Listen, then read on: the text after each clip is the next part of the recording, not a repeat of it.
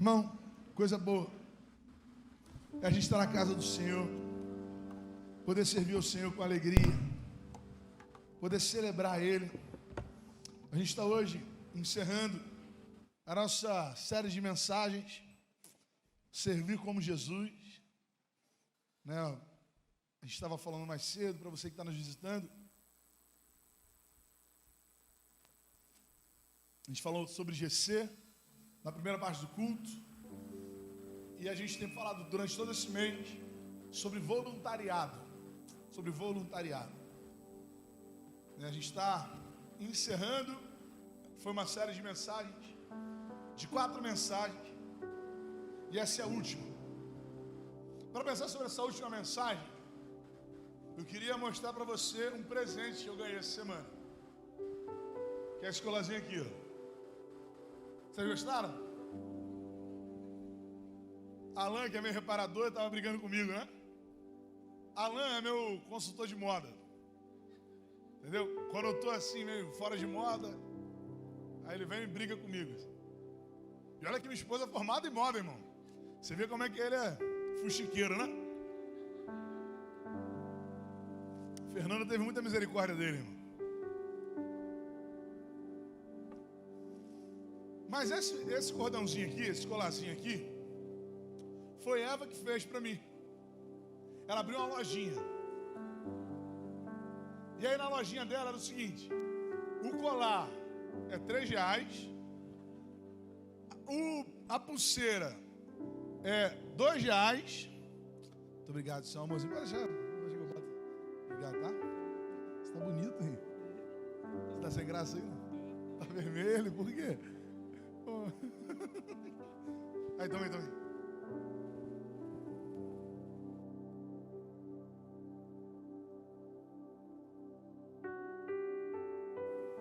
Som. O colar R$3, a pulseira é R$2 e o anel é R$1. Ela fez isso aqui, não me cobrou. Ela fez e me deu. E isso foi no início da semana, irmão. Eu coloquei e fiquei usando. E ela brigava comigo quando eu botava ele por baixo da blusa, tá? Que às vezes eu colocava ele assim embaixo da blusa, ela, pai, cadê seu colar? Eu tinha que tirar e deixar do lado de fora, para todo mundo ver. Mas eu fiquei muito feliz, irmão. Eu adorei esse colarzinho. Se você for olhar assim, para a maioria das pessoas, esse colar não vai ter valor nenhum. Mas para mim tem. Por quê? Porque foi a minha filha que fez para mim. Provavelmente com as miçangas que ela comprou com o meu próprio dinheiro. Né? Provavelmente ela pegou o dinheiro, né? Ou melhor, eu comprei com as miçangas, ela preparou com as miçangas que eu comprei para ela e me deu de volta. E eu fiquei todo bobo. Eu fiquei todo feliz. Não porque ela me deu um presente que valia muito, mas ela me deu um presente que ela usou o talento dela para fazer e para buscar só me agradar. Existem coisas que não são questões financeiras, que não são um valor monetário que está nelas, mas é o significado, é o amor, é o tanto que aquilo faz parte da nossa vida, do nosso coração, sabe? Não é sobre aquilo que a gente tem buscado receber do Senhor, mas sobre aquilo que a gente está entregando a Ele todos os dias, sabe? Quando eu estava com esse colar durante essa semana, eu fiquei pensando no nosso voluntariado. E assim, Deus falou no meu coração, é exatamente isso que é ser um voluntário, irmão. É pegar o que o próprio Deus te deu, para você usar o seu talento para devolver para Ele. E Ele vai falar assim, olha que bonitinho, está servindo lá na igreja, olha que bonitinho, né, rapaz? Está lá trabalhando, olha que bênção. No final das contas, irmão, é um colarzinho que ninguém dá nada por ele, mas para Deus tem valor, porque você está fazendo com o seu empenho, você está fazendo com o seu talento. Não dá para a gente terceirizar, Porque se fosse qualquer outra pessoa que tivesse feito isso, para mim não teria valor nenhum. Então não dá para você terceirizar o seu ministério. Não dá para você pagar o seu dízimo e achar que o seu ministério está sendo executado. Tem um irmão, novo convertido, que uma vez me perguntou, e eu achei muito interessante a visão que ele teve. Ele trabalha por escala. E ele falou comigo assim um dia: pastor, é o seguinte, eu não estou com condições de trabalhar na igreja. Então vou fazer o seguinte, eu vou pagar uma pessoa para cobrir a minha escala. Eu falei assim: não, irmão, não é assim. Ministério não dá para a gente terceirizar. A igreja não é sobre o que a gente recebe, é sobre o que a gente entrega, sobre o que a gente deixa. E se a gente tem Jesus como nossa referência, e quantos são discípulos de Jesus? Dá um amém aí para eu saber. Mais gente que vai no retiro, hein? Se a gente é discípulo de Jesus, se a gente tem Ele realmente como mestre, a gente tem que avaliar o que Jesus recebeu quando esvaziou-se de si mesmo, tomou a forma humana, se humilhou e deu a sua vida por nós. O que Jesus recebeu em troca disso, irmão? Qual foi o benefício que Jesus encontrou ao fazer isso? O Evangelho não é sobre receber. O Evangelho é sobre entregar.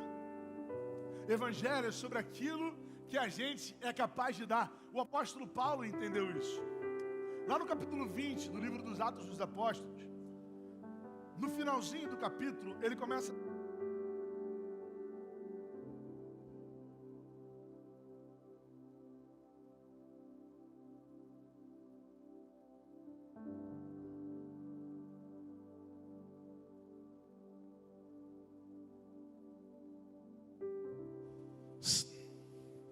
No finalzinho do capítulo 20 do livro dos Atos, ele começa a se despedir da igreja de Éfeso.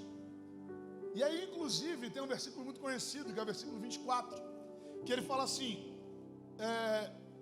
não considero a minha vida, não considero nada em minha vida de valor algum, contanto que se cumpra o ministério. Ministério significa serviço. E serviço, para a gente aqui da IBM, significa voluntariado. Então, irmão, o que eu estou falando para você é o seguinte: se existe algo de valor na nossa vida, é o serviço que o Senhor confiou a cada um de nós. Se existe algo que vai ecoar na eternidade, é o serviço que o Senhor confiou a cada um dos seus servos. No decorrer desse discurso, o apóstolo Paulo cita uma frase de Jesus que eu queria ler com você. Lá no versículo 35 do livro dos Atos, capítulo 20. Atos dos Apóstolos, capítulo 20, versículo 35.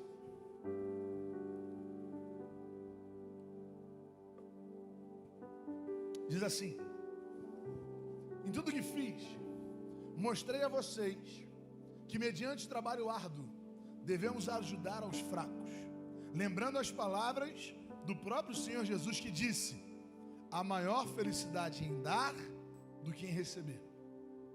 Você pode ler essa frase junto comigo? A maior... Pode ficar melhor, irmão. Eu estou na IBM ou estou na torcida do Botafogo, irmão? Não vou falar isso dos botafoguenses não, né? Cadê os botafoguenses aí? Levanta a mão. Ganharam hoje, não ganharam? Ganharam? Olha que bênção, viu? Viu como é que Deus continua fazendo milagres, irmão?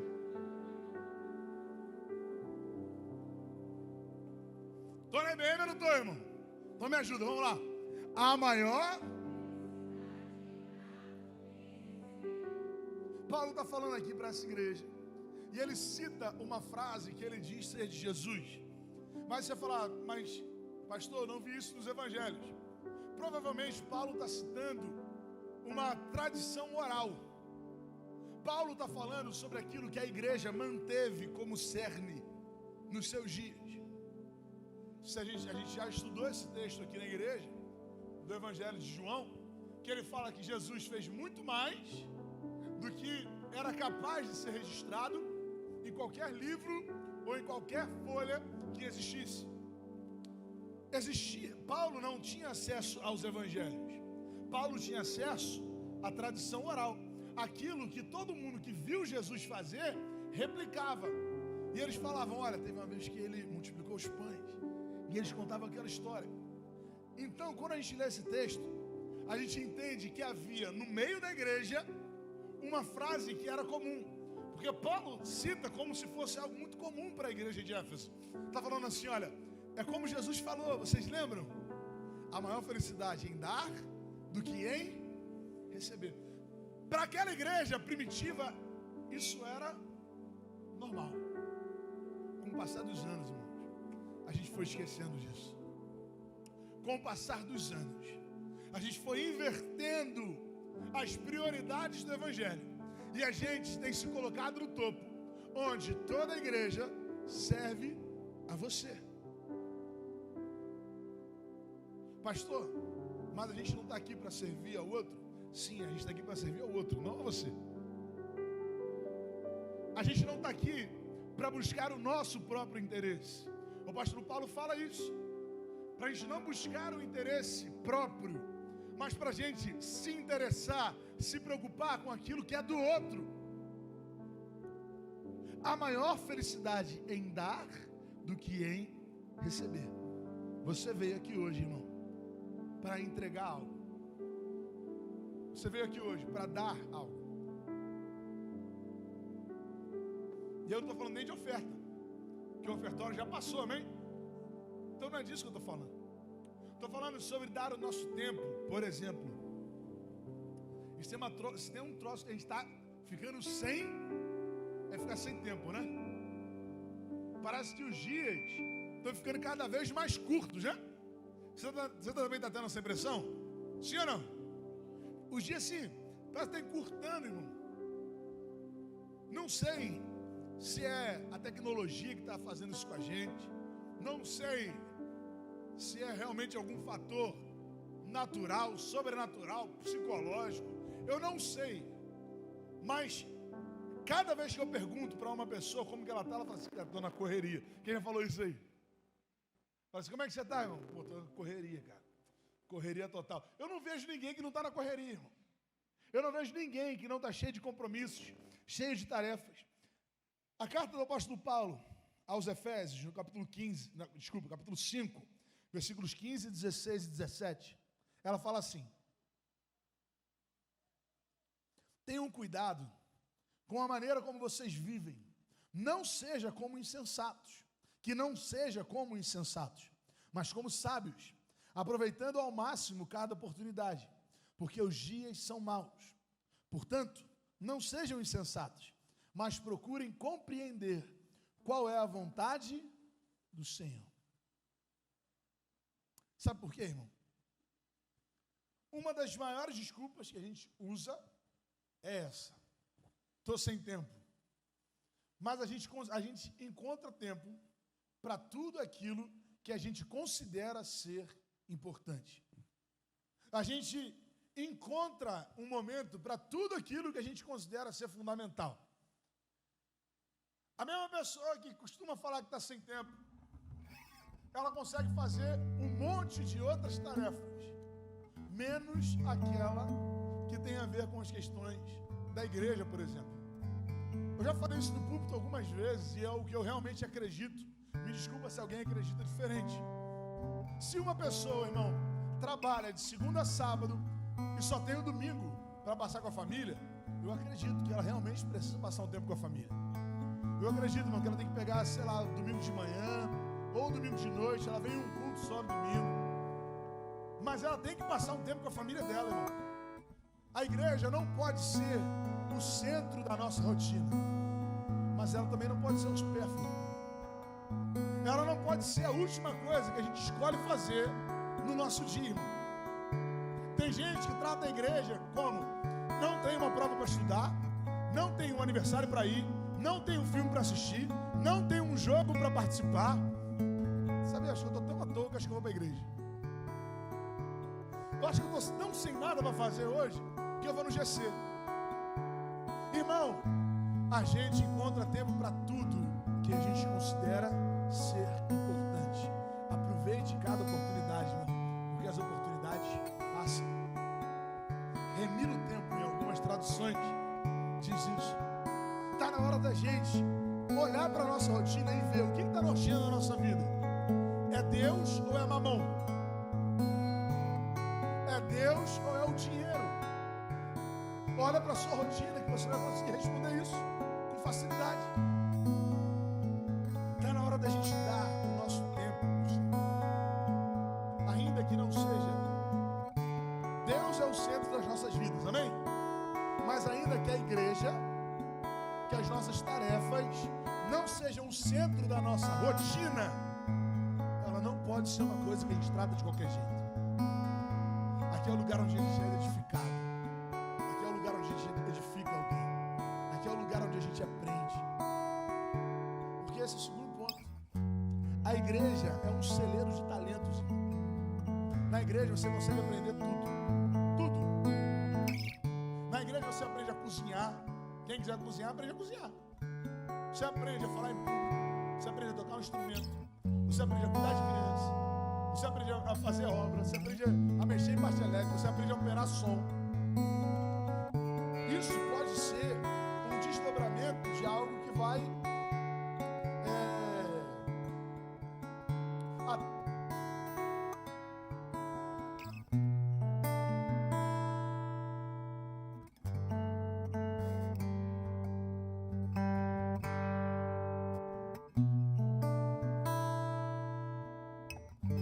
esse aqui tô na bica já também, cara. Até esqueci o que eu tava falando, né? Ah, lembrei. Você aprende a carregar pilha, amém?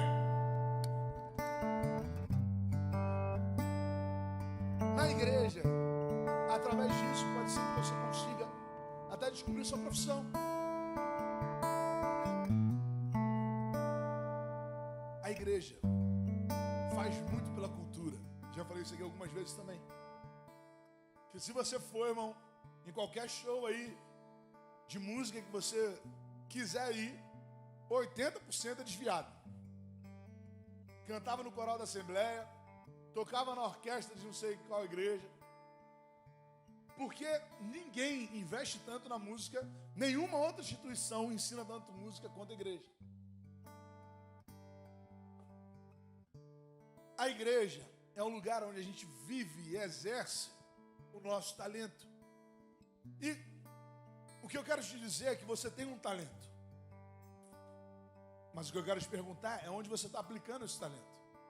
Porque a Bíblia fala, é um texto um pouco longo que eu queria ler com você agora. Lá de Mateus, capítulo 25, do versículo 14 ao 30. Mateus 25, do versículo 14 ao 30. Como é um texto longo, a gente vai fazer uma leitura alternada. Eu vou ler os pares, vocês os ímpares, combinado? Diz assim: e também será como um homem que ao sair de viagem, aqui Jesus está falando sobre o reino de Deus, né? Será como um homem que ao sair de viagem chamou seus servos e confiou-lhes os seus bens. Não, vamos ler, meu irmão. Vamos ler com vontade, amém? Vamos lá, vamos junto, vai. A um.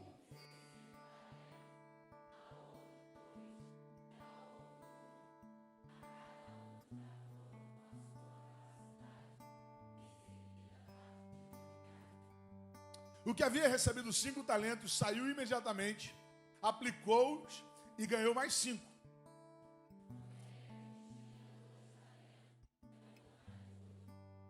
Mas o que tinha recebido 1 talento saiu, cavou um buraco no chão e escondeu o dinheiro do seu senhor.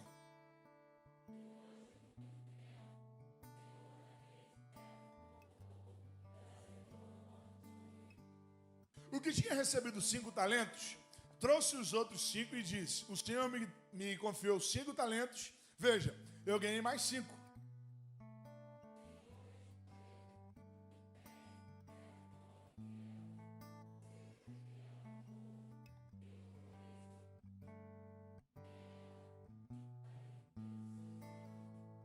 veio também o que tinha recebido 2 talentos e disse: o Senhor me confiou 2 talentos.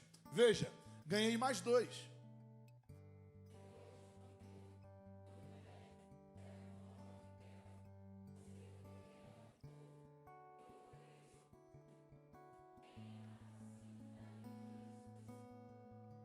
Por fim, veio o que tinha recebido 1 talento e disse: eu sabia que o Senhor é um homem severo, que colhe onde não plantou e junta onde não semeou.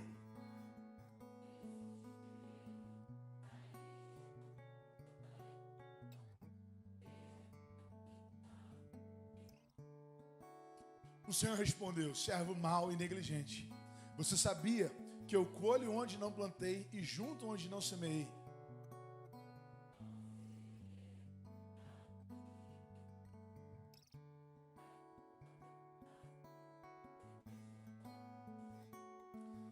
Tirem o talento dele e entreguem-no ao que tem 10.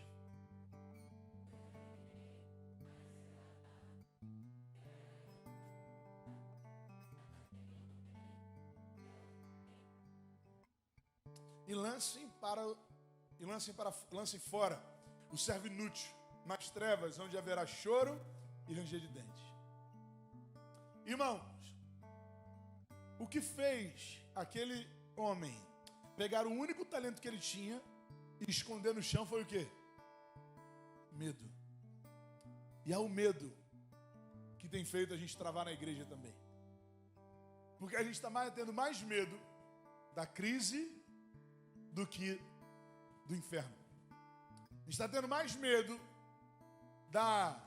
dos problemas de saúde do que da perda daqueles que nós amamos perderem a salvação.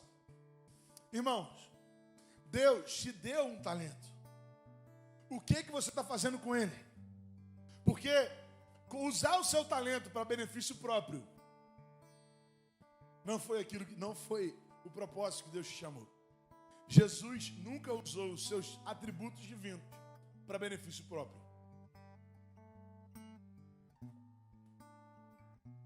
A igreja é um lugar onde através do talento de cada um. E aí, às vezes seu talento não é falar em público, irmão, não tem problema. Mas seu talento pode ser administrar. Seu talento pode ser limpar. Porque tem gente, irmão, tem talento na limpeza, não é? Tem gente que é bom nesse negócio. Eu não tenho talento para isso. Não tenho, irmão. Quando eu chego num lugar que tem que limpar, eu não sei nem por onde começa. Não sei. Para alguns pode parecer simples, mas para mim não é. Eu fico olhando assim, se não tiver alguém comigo, eu fico morto, irmão. Eu preciso de alguém para mandar eu fazer alguma coisa. Porque eu fico perdido. Talentos. A igreja é feita do talento de cada um. Mas o medo está fazendo a gente largar a nossa missão como igreja para viver para o nosso próprio prazer. A gente está enterrando o nosso talento. A gente está enterrando aquilo que o Senhor nos deu. E aí agora sim, também sobre o nosso dinheiro. Porque, irmão, uma igreja saudável, ela não é mantida por empresários. Uma igreja saudável é mantida pelas ofertas e os dízimos dos seus membros. Não é alguém que tem muito sustentando toda a obra, irmão. E a gente nem tem essa pessoa aqui, então pode ficar tranquilo. De saber que a gente se mantém através do sacrifício de cada um aqui. Através do nosso comprometimento financeiro. A palavra do Senhor fala lá em Mateus capítulo 6, versículos 31, 32 e 33. Portanto, não se preocupem dizendo que vamos comer, ou que vamos beber, ou que vamos vestir, pois os pagãos é que correm atrás dessas coisas. Mas o Pai Celestial de vocês sabe que vocês precisam delas. Busquem, pois, em primeiro lugar o reino de Deus e a sua justiça, e todas essas coisas lhes serão acrescentadas. Existe algo que você tem que não foi Deus que te deu? Para pensar, irmão. Avalie a sua vida aí, faz um raio-x rapidinho assim. Faz um check-up rápido. Olha para a sua vida e fala assim: não, isso aqui não foi Deus que me deu. Isso aqui eu conquistei sem nada, assim, Deus não me ajudou em nada. Você consegue pontuar alguma dessas questões? Pelo menos de coisa boa, né, irmão? Coisa ruim, eu não sei. Mas algo de bom, você fala assim, não, isso aqui é bom e não foi Deus que me deu. Você tem alguma coisa disso? Então, irmão, a gente precisa entender que é como um pai que dá as miçangas para a filha fazer o próprio cordão que ele vai receber de volta. Isso é a nossa oferta. Isso é a nossa oferta. Deus nos deu para nos ensinar sobre generosidade. Deus nos deu para nos ensinar sobre idolatria. Porque a gente tem idolatrado o nosso dinheiro. O dinheiro não é o nosso Deus, irmão. O dinheiro é o nosso servo. O dinheiro está ao nosso serviço, a serviço da nossa família, a serviço da nossa igreja, a serviço das nossas vidas. Se a gente busca o dinheiro, a gente está sendo como um pagão qualquer. E aí chega na hora do ofertório, a gente fica em confronto, né? E é o que eu estou te falando, irmão. Eu não estou aqui para ficar emocionando ninguém, falando do diabo que vai roubar essas coisas. Não é isso não. O que eu estou te falando é, alguém que ama o Senhor tem o seu coração generoso. Alguém que tem o seu coração no céu não se prende às coisas da terra. É só isso. E aí, a gente vai avançar ainda mais como igreja. Você crê nisso? E tudo que a gente precisa para avançar como igreja, Deus já nos deu. Deus já deu para todo mundo que está aqui, ó. Você também, mano. Aí, viu? Ó, Deus falando contigo aí, mano. Deus já nos deu, irmão. Mas a gente precisa se desprender. Tudo isso é importante, irmão. Sobre o nosso tempo, sobre gerir o nosso tempo, né? É importante a gente tomar muito cuidado com isso, para que o nosso coração não vire, para que a gente não se torne uma pessoa que é movida por eventos, por atividades o tempo todo, um ativismo religioso muito grande. Não é isso. O equilíbrio.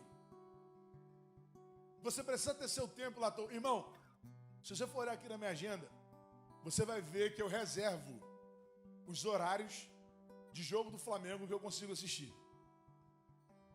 Eu boto aqui na minha agenda, irmão, para não assumir compromisso, é verdade. Porque é a hora que eu consigo parar, sentar no sofá e pensar em nada, entendeu? Ver aquela tela verde, irmão, chega a dar um relaxamento na minha cabeça. Quando tá passando futebol, quarta-feira, de noite, eu tô lá sentado, irmão. Pode até ser jogo do Vasco, você vê como é que eu sou um cara resistente. Mas eu vejo, porque a gente precisa de um tempo de descanso, amém? Mas isso nunca vai tomar o lugar do meu compromisso com Deus. Você nunca vai me ver deixar de vir ao culto, deixar de servir como voluntário, por causa de um jogo de futebol. Eu sei quais são as prioridades. Nós precisamos saber quais são as prioridades. O nosso talento, o nosso tempo, o nosso dinheiro, mas principalmente a nossa vida. Porque não adianta você consagrar a sua oferta sem consagrar a sua vida. Não adianta você consagrar o seu tempo, trabalhar aqui na igreja o tempo inteiro, sem consagrar a sua vida. Não adianta você consagrar o seu talento sem consagrar a sua vida. O primeiro passo é entregar a sua vida ao Senhor. Verdadeiramente entregar a sua vida ao Senhor. Mateus, capítulo 16, versículos 24, 25 e 26, fala assim: Então Jesus disse aos seus discípulos: Se alguém quiser acompanhar-me, negue-se a si mesmo, tome a sua cruz e siga-me. Pois quem quiser salvar a sua vida, a perderá. Mas quem perder a vida por minha causa, a encontrará. Pois que adiantará o homem ganhar o mundo inteiro e perder sua alma? Ou o que o homem poderá dar em troca de sua alma? Vamos ver o versículo 26 juntos? Vamos lá, o versículo 26, vamos lá. Pois que adiantará